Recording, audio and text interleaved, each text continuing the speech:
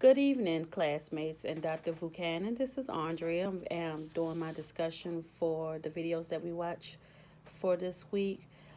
Uh, I noticed that the videos kind of go with how a session would be, but I guess it would be up to the counselor on how they would start their sessions because I noticed that each video, well, the first one seems like it was already into it because it's kind of like midway, and then the other two seems like it was the first day of counseling, or maybe the second day once they got finished with the informed consent form information session, I guess, and getting background. But the chapter 8, which I noticed that the counselors used, were that they were establishing a relationship with their client. They were you following the counseling process, which is on page 265 in our book. And then, where it starts off with the relationship building, then assessment, treatment plan, and then going into intervention and evaluation and reflection. But the counselors, they were asking the right questions so that the client could give them more information on it, and that they were also paying attention, which is important because that lets the client knows that you are listening to what they're saying, and you're not just sitting there looking like a deer in the headlight, so to speak. The counselors did that I noticed with the videos. One of them, the second one, I don't know. She didn't seem too genuine with her client. Her client was seems like she was kind of scared, and then she didn't have that warm feeling to me.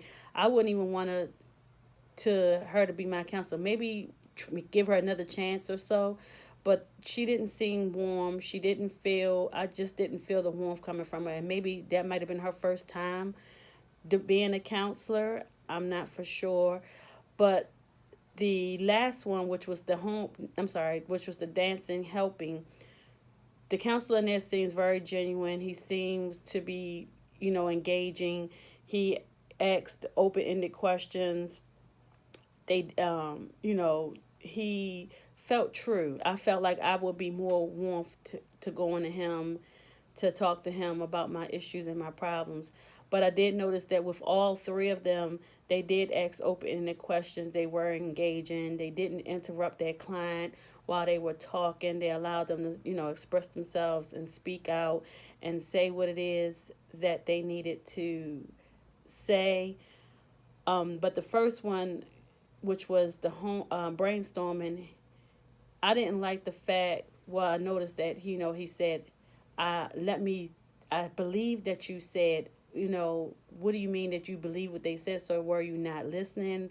But listening skills is very important when becoming a counselor to me, because that person is paying their money for you to help them with, help them with their issues or resolve something. And if you're not paying attention, then what is the point?